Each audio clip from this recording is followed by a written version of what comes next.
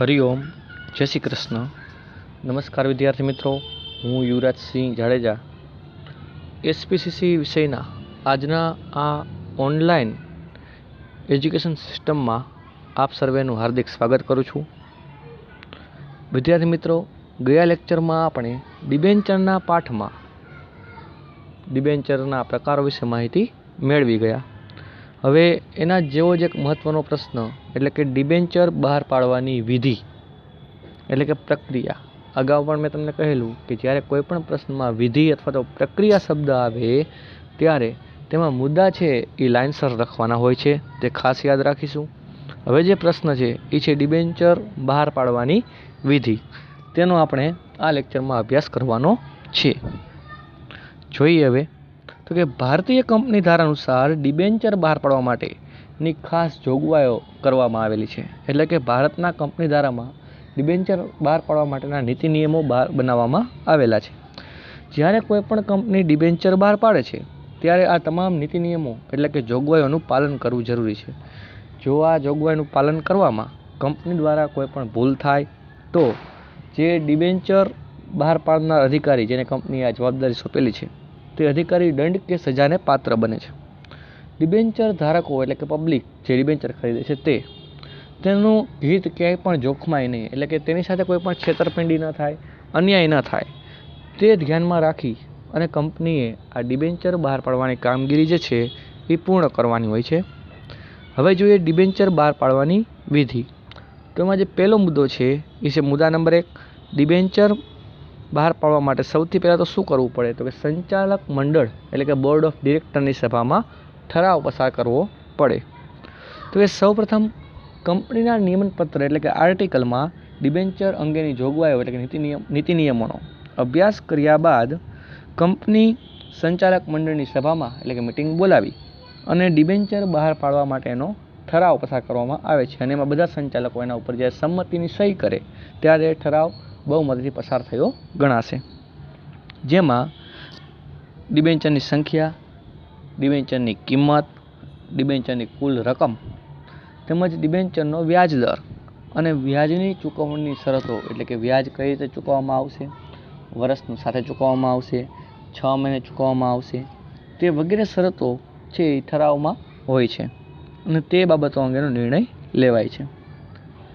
ત્યાર પછીનો જે મુદ્દો આવે છે એ છે કંપનીની સામાન્ય સભામાં ઠરાવ। હવે વિદ્યાર્થી મિત્રો, સામાન્ય સભા કોની હોય તો કે સામાન્ય સભા જે છે એ શેર હોલ્ડરોની હોય છે। શેર હોલ્ડરો છે એ કંપનીના સાચા માલિકો ગણાય છે। એટલે ડિબેન્ચર જે છે એ કંપનીનું દેવું કહેવાય અને કંપની જ્યારે દેવું ઊભું કરે છે ત્યારે કંપની જ્યારે દેવું ઊભું કરે છે ત્યારે કંપનીએ માલિકો એટલે કે શેર હોલ્ડરોની પણ પરમિશન લેવી પડે।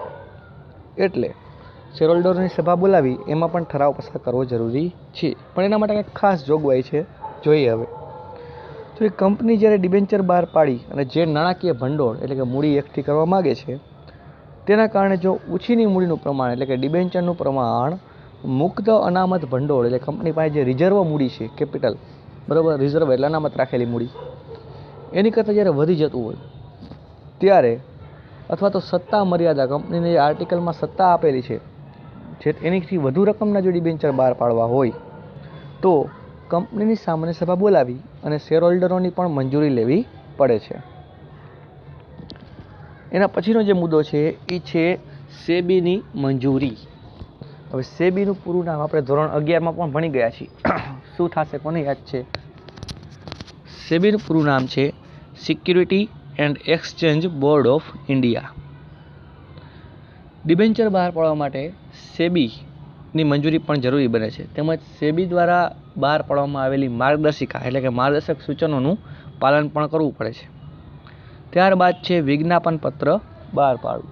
તો કે શેર કે ડિબેન્ચર કંપની જ્યારે પહેલી વખત બહાર પાડતી હોય ત્યારે તેની વિજ્ઞાપન એટલે કે એડવર્ટાઇઝ તેના માટેનું વિજ્ઞાપન પત્ર છે બહાર પાડવામાં આવે છે। વિજ્ઞાપન પત્રમાં જાહેર જનતાને કંપની દ્વારા શેર કે ડિબેન્ચર ખરીદવા માટે આમંત્રણ આપવામાં આવે છે એટલે કે વિનંતી કરવામાં આવે છે।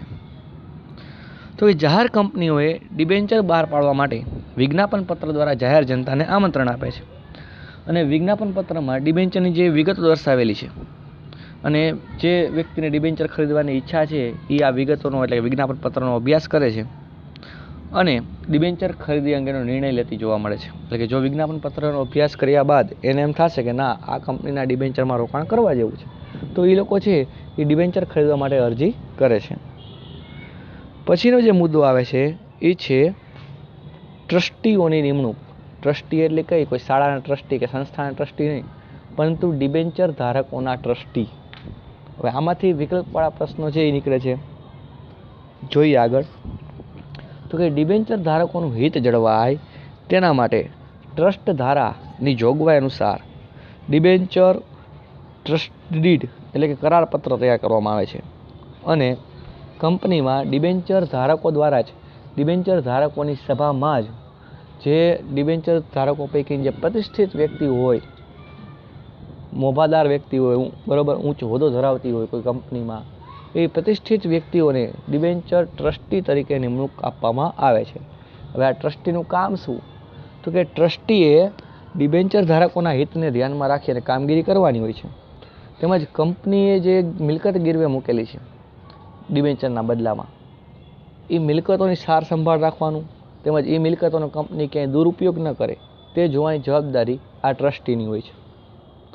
ટ્રસ્ટીની નિમણૂક થઈ ગયા બાદ કંપનીએ ડિબેન્ચર ધારકોને લગતી કોઈપણ બાબતે કોઈપણ નિર્ણય લેવો હોય તો આ ટ્રસ્ટીની પહેલાં સંમતિ લેવી જરૂરી બને છે. હવે ડિબેન્ચર ધારકો અલગ અલગ જગ્યાએ હોય છે, જેઓ રોજેરોજ કંપનીએ આવતા નથી.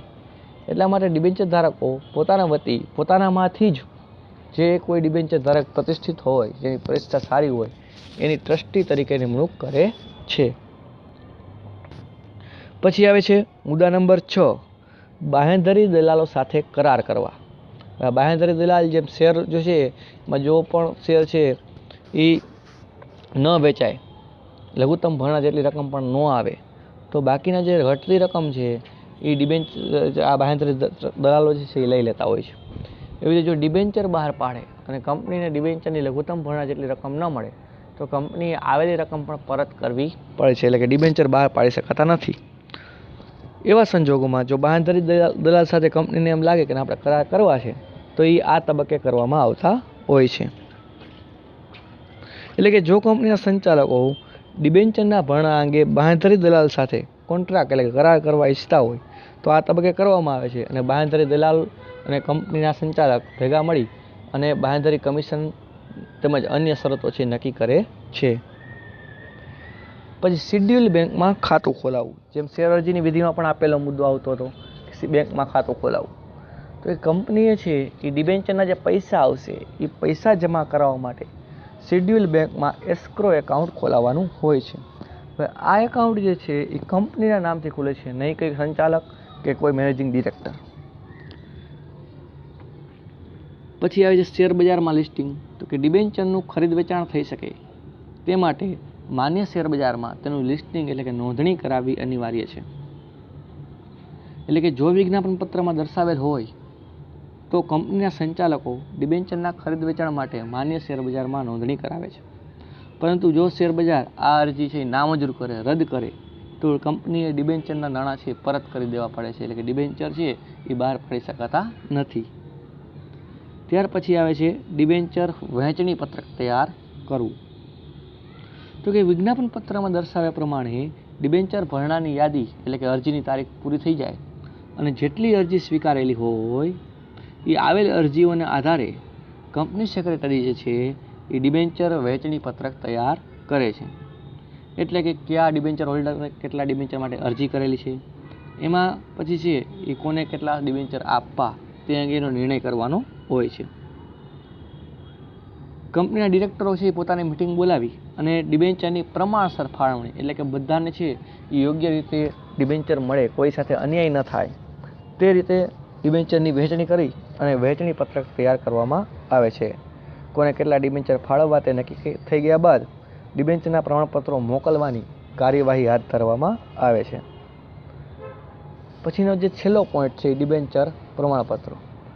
ડિબેન્ચર વહેંચણી પત્રક તૈયાર થઈ ગયા બાદ જે તે ડિબેન્ચર ધારકને નક્કી થયા મુજબ ડિબેન્ચર પ્રમાણપત્ર તૈયાર કરી અને મોકલવાના હોય છે.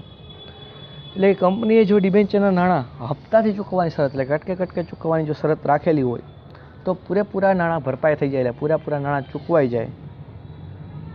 અથવા તો જે ડિબેન્ચર ધારકોએ પૂરેપૂરા પૈસા આપી દીધા છે, એટલે પૂરા પૈસા ભરપાઈ થઈ ચૂક્યા છે, તેમના ડિબેન્ચર પ્રમાણપત્રો તૈયાર કરી એના ઉપર કંપનીનો સિક્કો મારી સહી કરી અને કંપની સેક્રેટરી છે એ પ્રમાણપત્રો તૈયાર કરે છે અને કંપની ધારાની જોગવાઈ મુજબ નક્કી કરેલી સમય મર્યાદામાં આ ડિબેન્ચર પ્રમાણપત્રો છે એ ડિબેન્ચર ધારકોને મોકલી આપવામાં આવે છે. હવે જે મુદ્દો છે મિત્રો, મુદ્દા નંબર 3.4, ડિબેન્ચર હોલ્ડરને મળતા અધિકારો. તો આ મુદ્દો છે એ પરીક્ષામાં પૂછાવાનો નથી, એટલે અત્રે છે એ આપણે આ મુદ્દો છે એ રદ કરશું. પછી સમય રહીએ આપણે આનો એકવાર અભ્યાસ કરી લેશું. પછીનો જે મુદ્દો છે એ ડિબેન્ચર ટ્રસ્ટ ડીડ.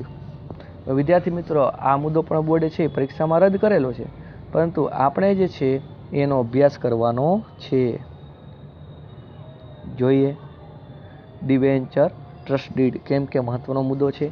પરીક્ષામાંથી આમાંથી વિકલ્પ એક વાક્ય છે વારા ઘડે પૂછાય છે, એટલે કે બની શકે આ વખતે પણ પૂછાઈ શકે. તો કે ડિબેન્ચર છે એ કંપનીનું દેવું છે, આપણે સૌ જાણીએ છીએ. અને આ દેવાની સામે, એટલે કે ડિબેન્ચરની સામે કંપની જે છે એ મિલકતો છે એ ગીરવે મૂકે છે. ભારતીય કંપની ધારા પ્રમાણે ડિબેન્ચર ધારકો અને કંપની વચ્ચે જે કરાર કરવામાં આવે છે એ કરારને debenture trust deed, debenture trust કરાર કે ટ્રસ્ટ ન્યાસ કરાર તરીકે ઓળખવામાં આવે છે. અને આ ડિબેન્ચર ટ્રસ્ટ ડીડ જે છે એ ડિબેન્ચર ધારકો અને કંપની વચ્ચે થયેલો કરાર છે. અને આ કરારની નોંધણી કંપનીએ પોતાના કંપની રજિસ્ટ્રાર પાસે કરાવવાની હોય છે. કેમ તો કે કંપનીના ડિબેન્ચર ધારકો છે એ જુદી જુદી જગ્યાએ બિનસંગઠિત રીતે વેચાયેલા હોય છે. આ સંજોગોમાં તેમના હિતોનું રક્ષણ કરવા માટે આ ટ્રસ્ટ ડીડની જોગવાઈ પ્રમાણે તેમાંથી કેટલાક પ્રતિષ્ઠિત વ્યક્તિઓને ડિબેન્ચર ટ્રસ્ટી તરીકે નીમવામાં આવે છે, જેનો આપણે આગળ ચર્ચા કરી ગયા. હવે આ ડિબેન્ચર ટ્રસ્ટીઓ રહ્યા એ ડિબેન્ચર ધારકો વતી પોતાનું પ્રતિનિધિત્વ કરે છે, એટલે કે એના વતી નિર્ણયો લે છે. અને ડિબેન્ચર ધારકોનો વિશ્વાસ સંપાદન કરી, એટલે કે ટ્રસ્ટ મેળવી અને તટસ્થ રીતે, એટલે કોઈ પણ પ્રકારના ભેદભાવ વગર ડિબેન્ચર ધારકોના હિત માટે કામ કરતા જોવા મળે છે. કંપનીમાં જ્યારે સ્થિર કે અસ્થિર બોજની પરિસ્થિતિ ઉદ્ભવે ત્યારે ટ્રસ્ટ ડીડમાં, એટલે કરારપત્રમાં જે જોગવાઈ છે એ જોગવાઈ પ્રમાણે એને આધારે કાર્યવાહી કરવામાં આવે છે. ટ્રસ્ટ ડીડની કંપની રજિસ્ટ્રાર સમક્ષ નોંધણી થઈ જાય ત્યાર પછી જો કોઈ પણ ફેરફાર એમાં કરવો હોય, એટલે કે વ્યાજનો દર બદલાવો હોય, કોઈ મિલકતની જગ્યાએ બીજી મિલકત ગીરવે મૂકવી હોય, વ્યાજના દરમાં ફેરફાર કરવો હોય, ડિબેન્ચરની ચૂકવણીની જે મુદત છે એ વધારવી હોય અથવા ઘટાડવી હોય, તો એવા સમયે કંપનીએ ડિબેન્ચર ધારકોની સભા બોલાવી એમાં ડિબેન્ચર ધારકોની સહમતિ મળી જાય પછી જ ફેરફાર શક્ય છે. એટલે કે ત્યાં સુધી કંપની પોતાની રીતે ટ્રસ્ટ ડીડમાં છે એ કોઈ પણ ફેરફાર કરી શકતી નથી. હવે આવે છે વિદ્યાર્થી મિત્રો, ટ્રસ્ટ ડીડમાં કઈ કઈ વિગતો સમાવવામાં આવે. તો પહેલું છે કંપનીની પ્રાથમિક વિગત, એટલે તો કંપની છે એની સ્થાપના ક્યારે થઈ, એના સ્થાપકો કોણ હતા, કંપનીનો હેતુ શું છે, એટલે કે કંપની છે બરાબર એ કયા હેતુ માટે કામ કરે છે, કઈ વસ્તુનું ઉત્પાદન કરે છે, એવી પ્રાથમિક વિગત હોય છે. ત્યારબાદ હોય છે ડિબેન્ચરની વિગત, તો એ ડિબેન્ચર કેટલી રકમના છે, કેટલા ટકા વ્યાજ દર છે, વ્યાજ ક્યારે ચૂકવવામાં આવશે, એને પૈસા ક્યારે પરત કરવામાં આવશે તેવી વિગત. પછી આવે છે કંપનીએ ડિબેન્ચરના બદલામાં જે મિલકત જામીનગીરી તરીકે અથવા ગીરો મૂકેલી છે એ મિલકતની વિગત, એટલે કે એ મિલકત ક્યાં આવેલી છે, કયા નામથી ઓળખાય છે, એની ચારે બાજુ આજુબાજુ કઈ જગ્યાએ આવેલી છે, એનું માપ શું છે એ વસ્તુ. પછી છે ડિબેન્ચર ટ્રસ્ટીઓની નિમણૂક અંગેની શરતો અને વિગતો. તો ડિબેન્ચર ટ્રસ્ટી તરીકે કેટલી વ્યક્તિ નિમાયેલી છે, એના નામ, એના ફોટો, આઈડી પ્રૂફ, એનું સરનામું, એનો કોન્ટેક્ટ નંબર વગેરે વિગતો દર્શાવવામાં આવે છે. ત્યારબાદ જવાબદારી નિભાવવામાં કસૂર, એટલે કંપની જે છે એ ડિબેન્ચર ટ્રસ્ટ ડીડ પ્રમાણે, એટલે કરાર મુજબ ન હાલે તો એમાં કઈ કઈ રીતે એનું સોલ્યુશન થઈ શકે, કેવો કેસ છે ક્યાં રજૂ થઈ શકે તેની વિગત. છઠ્ઠું છે કંપનીને બંધન કરતા, એટલે કંપની માટે જરૂરી એવી શરતો અને જોગવાઈઓ. ત્યાર પછી અન્ય બાબતો, જેમ કે ડિબેન્ચર ટ્રસ્ટ ડીડમાં પાછળથી કોઈ ફેરફાર કરવામાં આવેલો હોય તો તેની વિગત, તેમજ ડિબેન્ચર ટ્રસ્ટ ડીડની જે સ્ટેમ્પ ડ્યુટી થાય, એટલે કે રજિસ્ટર કરાવવાની જે ફી થાય એ કંપનીએ ચૂકવવાની હોય છે. તેમજ ડિબેન્ચર ધારકોની કોઈ ફરિયાદ હોય તેની સભા ક્યારે ભરશે, એનો વાંધો ફરિયાદો એનું નિરાકરણ કઈ રીતે કરવામાં આવશે તો તેની વિગત દર્શાવવાની હોય છે. પછી જે મુદ્દા નંબર 3.6 આવે છે, જે આપણે પરીક્ષામાં પૂછાવાનો નથી એટલે એ આપણે રદ કરેલો છે. પછીનો જે મુદ્દો છે 3.7, જે ખૂબ જ મહત્ત્વનો પ્રશ્ન છે, વારંવાર બોર્ડ પરીક્ષામાં પૂછાય છે અને આપણે આપણી ફેરબુકમાં પણ આ પ્રશ્ન નોંધવાનો છે. જોઈએ તો કે પ્રશ્ન છે શેર અને ડિબેન્ચર વચ્ચેનો તફાવત, difference between share and debenture. હવે આમાં મુદ્દા આપેલા છે અર્થ, મૂડી, વળતર. એ મુદ્દા ન લખીએ તો પણ ચાલે છે, લખો તો વધારે સારું. જોઈએ સૌથી પહેલાં આપ્યું છે શેર અને એના પછી છે ડિબેન્ચર. એટલે કે શેર અને ડિબેન્ચર બંનેમાં ડિફરન્સ શું છે, બંનેમાં તફાવત શું છે તે આપણે સમજવાનું છે. ફરી પાછું એકવાર યાદ અપાવી દઉં કે આ પ્રશ્ન છે એ તમારી બોર્ડ એક્ઝામ માટે મોસ્ટ આઈએમપી છે, ઘણીવાર પૂછાઈ ગયો છે અને હજી પણ પૂછાવાની શક્યતાઓ રહેલી છે. સૌથી પહેલો મુદ્દો જે છે એ છે અર્થ, શેરનો અર્થ. તો કે જોઈન્ટ સ્ટોક કંપની પોતાની માલિકીની મૂડીને નાના નાના ભાગમાં વેચે છે અને આ દરેક ભાગ જે છે એ શેર તરીકે ઓળખી શકાય. બીજું શું છે તો કે ડિબેન્ચરમાં તો કે જોઈન્ટ સ્ટોક કંપની જે છે એ જાહેર જનતા એટલે પબ્લિક પાસેથી જે રકમ ઉછીની મેળવે છે તેને શું કહેવાય છે, ડિબેન્ચર. હવે શેર છે એ માલિકીની મૂડી છે જે કંપનીએ પોતાના અસ્તિત્વ દરમિયાન એટલે કે જ્યાં સુધી કંપની ચાલુ રહે ત્યાં સુધી કંપનીએ પરત કરવાની હોતી નથી. બરાબર. જો કોઈ શેર ધારકને એમ થાય કે હવે આપણે આ કંપનીના શેર નથી જોતા તો એ શેર બજારમાં વેચી દેશે, બાકી કંપની પૈસા પાછા આપતી નથી. જ્યારે ડિબેન્ચરની રકમ જે છે એ ઉછીની મૂડી હોવાથી નિશ્ચિત સમય બાદ કંપનીએ પરત કરવી પડે છે. હવે જોઈએ મૂડી, તો કે શેર છે એ કંપનીની માલિકીની મૂડી કહેવાય અને ડિબેન્ચર છે એ કંપનીની કેવી મૂડી છે, ઉછીની લીધેલી મૂડી છે, એટલે કે લોન સ્વરૂપે લીધેલી મૂડી છે. પછી વાત કરીએ વળતરની, તો કે કંપનીના નફામાંથી વળતર તરીકે શેર પર ડિવિડન્ડ મળે છે. શેર પર જે વળતર મળે એને શું કહેવાય છે, ડિવિડન્ડ. અને એ કેમાંથી મળે તો કંપનીના નફામાંથી.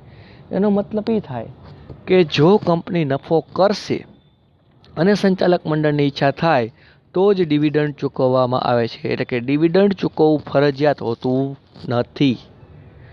જ્યારે ડિબેન્ચર પર વળતર તરીકે વ્યાજ મળે છે જે નિશ્ચિત ફરજિયાતપણે ચૂકવવું પડે છે. કંપની નફો કરે ખોટ કરે, વ્યાજ હંમેશા ફરજિયાત ચૂકવવાનું હોય છે. પછી જોઈએ વળતરનો દર, તો કે ડિવિડન્ડનો દર છે એ અનિશ્ચિત હોય છે, એટલે કે નક્કી કરેલો હોતો નથી. જ્યારે વ્યાજનો દર છે કેવો છે, નિશ્ચિત. નફો થાય કે ન થાય વ્યાજ ફરજિયાત ચૂકવવું પડે છે. આના ઉપરથી આપણે સમજી શકાય કે શેર કરતાં ડિબેન્ચર જે છે એ સેફ રોકાણ છે, એટલે કે સલામત રોકાણ છે. હવે વાત કરીએ માલિકીની, તો કે શેર હોલ્ડર જે છે એ કંપનીના માલિકો છે, તેઓ કંપનીના વહીવટમાં સક્રિય રીતે ભાગ લઈ શકે, મત આપી શકે છે. જ્યારે ડિબેન્ચર ધારકો છે એ કંપનીના લેણદાર કહેવાય, માલિક કહેવાતા નથી. એટલે કે એ લોકો છે એ કંપનીના વહીવટમાં દખલઅંદાજી કરી શકતા નથી. પછી કંઈ જોઈએ જોખમનું પ્રમાણ, તો કે શેરમાં જોખમનું પ્રમાણ છે એ વધારે જોવા મળે છે, પૈસા ડૂબવાની પણ શક્યતા રહે છે. જ્યારે ડિબેન્ચરમાં છે એ જોખમનું પ્રમાણ ઓછું હોય છે. મતાધિકાર, તો કે શેર ધારકોને કંપનીની સભામાં મત આપવાનો અધિકાર છે. જ્યારે ડિબેન્ચર ધારકોને મતાધિકાર પોતાની બાબત સિવાયની જો કોઈ કંપનીની બાબત હશે, વહીવટી બાબત હશે તેમાં મત આપવાનો હક મળતો નથી. પછી વાત કરીએ સ્ટેમ્પ ડ્યુટીની, તો કે શેર પર સ્ટેમ્પ ડ્યુટી છે શેરની જ્યારે ફેરબદલી એટલે ખરીદ વેચાણ થાય વારંવાર થતું હોય છે, એટલા માટે સરકારે શેર પર સ્ટેમ્પ ડ્યુટી ઓછી રાખેલી છે. જ્યારે ડિબેન્ચરની ફેરબદલી છે એ વારંવાર થતી જોવા મળતી નથી, એટલે ડિબેન્ચરની ફેરબદલીમાં સરકારે સ્ટેમ્પ ડ્યુટી વધારે રાખેલી છે. નાણાં પરત મેળવવા, તો કે કંપની જ્યાં સુધી કાયદેસર રીતે હયાત છે એટલે કે ચાલુ છે ત્યાં સુધી શેરના નાણાં પરત કરી શકાતા નથી. કંપનીના વિસર્જન સમયે તમામ પ્રકારના દેવાઓ ચૂકવાઈ જાય અને જો છેલ્લે મૂડી વધે તો એ શેરધારકોને વેચી આપવામાં આવે છે. જ્યારે ડિબેન્ચરના પ્રકાર મુજબ કંપનીના નાણાં છે એ કંપની જે સમય થાય ત્યારે એ નાણાં પરત કરી શકે છે. કંપનીના વિસર્જન સમયે ડિબેન્ચર ધારકોને નાણાં પરત મેળવવાનો પણ પહેલો હક મળે છે. મિલકતો ઉપર બોજ, તો કે શેર છે એ માલિકીની મૂડી છે, એટલા માટે શેર જ્યારે બહાર પાડે ત્યારે મિલકતો ઉપર બોજ ઊભો કરવામાં આવતો નથી, એટલે કે મિલકતો ગીરવે મૂકવી પડતી નથી. જ્યારે કંપની ડિબેન્ચર બહાર પાડે ત્યારે મિલકતો ઉપર બોજ ઊભો કરે છે, એટલે કે મિલકતો છે એ ગીરવે મૂકે છે. પછી છે મૂડીમાંથી ચૂકવણી, તો કે કંપનીએ શેર છે એ શેર ઉપર ડિવિડન્ડ કંપની પોતાની મૂડીમાંથી આપી શકતી નથી, એટલે કે ધારો કે જો કોઈ વર્ષે કંપની ખોટ કરે તો એ વર્ષે કંપની ડિવિડન્ડ આપશે નહીં, એટલે કે મૂડી હોય છતાં પણ કંપની ખોટ કરેલી હોવાને કારણે ડિવિડન્ડ ચૂકવતી નથી. પણ શેર પર જો કંપનીએ ખોટ કરેલી હોય જે તે વર્ષે તો ડિબેન્ચર ઉપર કંપનીએ મૂડીમાંથી પણ વ્યાજ તો ચૂકવવું જ પડે છે. નફો હોય કે ન હોય, મૂડીમાંથી વ્યાજ છે ચૂકવવું પડે છે. પછી વાત કરીએ અંકુશ, તો કે શેર હોલ્ડરોનો કંપનીના વહીવટ ઉપર અંકુશ હોય છે, જ્યારે ડિબેન્ચર ધારકો છે એ કંપનીના વહીવટ ઉપર અંકુશ ધરાવતા નથી. વિસર્જનની માગણી, તો શેર ધારકો છે એ કંપનીના માલિકો છે, તેથી તેઓ વિસર્જનની માગણી કરી શકતા નથી.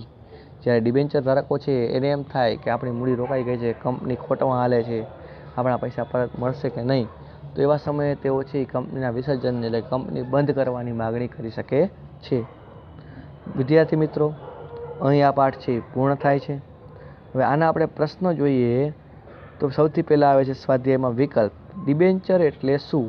તો કે ડિબેન્ચર એટલે ઉછીની મૂડી. બીજો પ્રશ્ન, તો કંપની જ્યારે ફડચામાં જાય એટલે વિસર્જન થાય ત્યારે ડિબેન્ચર ધારકોને નાણાં મેળવવાનો હક કેવો મળે છે? તો કે અગ્રિમ એટલે કે સૌ પ્રથમ હક મળે છે. પછી છે ડિબેન્ચર ધારકોનો મૂળભૂત અધિકાર કયો છે? તેમાં ઓપ્શન ડી જવાબ આવશે કે નિશ્ચિત મુદતે એટલે કે નક્કી કરેલી મુદતે નાણાં પરત મેળવવાનો અને નિશ્ચિત દરે એટલે કે નક્કી કરેલ દરે વ્યાજ મેળવવાનો હક છે એનો મૂળભૂત અધિકાર છે. પછી જે છે એ છે ચોથો પ્રશ્ન કે ડિબેન્ચર ધારકો અને કંપની વચ્ચે થયેલા કરારને શું કહેવાય? તેમાં જવાબ આવશે option A debenture trust did અથવા ડિબેન્ચર ટ્રસ્ટ ન્યાસ કરાર તરીકે ઓળખવામાં આવે છે. પછી ડિબેન્ચર ટ્રસ્ટીની નિમણૂક કોણ કરે? તો એ કોણ કરે? તો કે ડિબેન્ચર ધારકો પોતે જ ડિબેન્ચર ધારકોની સભામાં નિમણૂક કરે છે, એટલે જવાબ આપશે ઓપ્શન ડી. પછીનો પ્રશ્ન નંબર 6, ડિબેન્ચર ધારકોના વિશાળ સમુદાયનું પ્રતિનિધિત્વ કોણ કરે છે? તો કે ડિબેન્ચર ટ્રસ્ટી. ડિબેન્ચર ધારક કંપનીનો શું છે? તો કે લેણદાર છે, એટલે કે ઓપ્શન એ જવાબ આવશે. ડિબેન્ચર ધારકો તેમના હિતોના રક્ષણ માટે કોની નિમણૂક કરે છે? તો કે ડિબેન્ચર ટ્રસ્ટીની. હવે વિદ્યાર્થી મિત્રો, હવે જે પ્રશ્ન તમને ટીક કરાવું છું એ પ્રશ્નો તમારે તમારી ફેર બુકમાં લખવાના છે. એમાં પ્રશ્ન નંબર 5નો વિસ્તારપૂર્વક જે પ્રશ્ન છે એમાં પહેલો, બીજો અને ત્રીજો એટલે કે 3 પ્રશ્ન તમારે તમારી ફેર બુકમાં ઉતારવાના છે. એના સિવાયની કોઈ પણ વિગત લખવાની જરૂર નથી. હવે પછી આપણે જ્યારે નેક્સ્ટ લેક્ચરમાં મળીએ ત્યારે આપણે નવા પાઠથી શરૂઆત કરીશું. ત્યાં સુધી રજા આપશો. હરિઓમ. જય શ્રી કૃષ્ણ.